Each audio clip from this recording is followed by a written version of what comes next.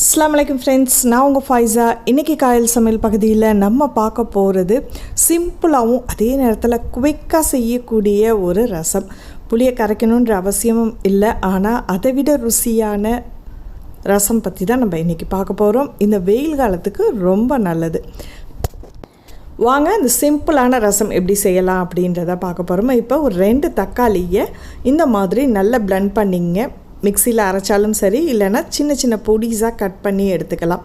இப்போ நம்ம தட்டி வைக்கக்கூடிய பொருட்கள். ரசம் பவுடரை பொறுத்த வரைக்கும் நம்ம கடையில் வாங்குறதை விட இன்ஸ்டண்ட்டாக வீட்டிலையே செய்கிறது தான் இந்த மிளகும் சீரகமும் நம்ம சேர்ப்போம். மிளகு ஒரு 1/2 டீஸ்பூன், சீரகம் ஒரு 1/2 டீஸ்பூன். இதை நல்லா நுணுக்கி வச்சிங்க, நல்லா பொடியாகி பவுடராக இருக்கட்டும். ஸோ இதை நம்ம தனியாக வச்சுக்கலாம். இப்போ நல்லா நறுக்கி வச்சுருக்கிற அந்த தக்காளியோட ஒரு கப் அளவுக்கு தண்ணி விட்டுக்குங்க. அதோடு நம்ம இடித்து வச்சுருக்கக்கூடிய மிளகும் சீரகமும் இதோட சேர்த்துக்கலாம். 4-5 பூண்டு, அதையும் 1-2 தட்டிக்குங்க. இதை நம்ம மிக்சியில் போடுறதை விட இந்த மாதிரி உலக்கையில் தட்டி போட்டிங்கன்னா நல்லாவே ஒரு ஜூஸியாக சாறு இறங்கும்.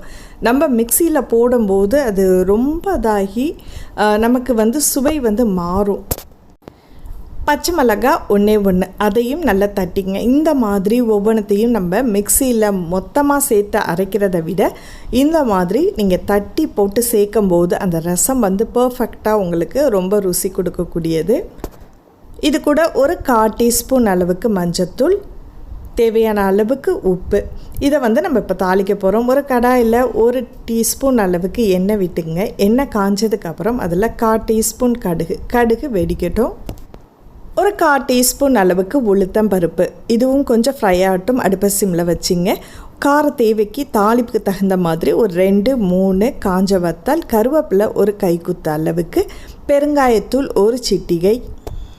இதெல்லாம் சேர்த்ததுக்கப்புறம் அப்படியே தக்காளி கலவையை நம்ம மிக்ஸ் பண்ணி வச்சுருக்கோம் பாருங்கள், அதை அப்படியே ஊற்றி இன்னொரு 1/2 கப் அளவுக்கு தண்ணி சேர்த்து கொஞ்சம் நல்லா கொதிக்க விட்டுடுங்க.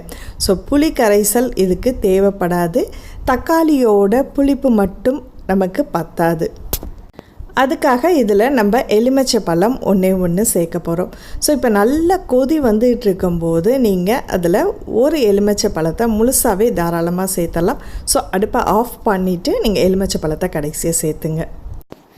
இது நம்ம அவசரமாக வைக்கக்கூடிய ஒரு எலுமிச்சை பழ ரசம். இதுவே இன்னும் உங்களுக்கு ரிச்சாக கொடுக்கணும் அப்படின்னா நம்ம பருப்பு வேக வைப்போம் பாருங்கள், அந்த பருப்பு தண்ணியை இதோடு சேர்த்திங்கன்னா இன்னும் நிறைய ருசி கொடுக்கும். ஸோ இதில் ஒரு எலுமிச்சை பழத்தோட சாறை அப்படியே பிழிஞ்சு விட்டுருக்கோம். ஸோ அதுக்கு மேலே பொடிசாக நறுக்குனா கொத்தமல்லி இலை, 1 டீஸ்பூன் அளவுக்கு நெய் விட்டிங்கன்னா சுவையான அவசரமாக செய்யக்கூடிய எலுமிச்சை பழ ரசம் ரெடி. ஸோ இந்த வீடியோ உங்களுக்கு பிடிச்சிருந்துச்சுன்னா மறக்காமல் லைக் பண்ணிவிட்டு உங்கள் கருத்துக்களை ஷேர் பண்ணுங்கள். அடுத்த ஒரு இன்ட்ரெஸ்டிங்கான வீடியோவில் சந்திப்போம். நன்றி.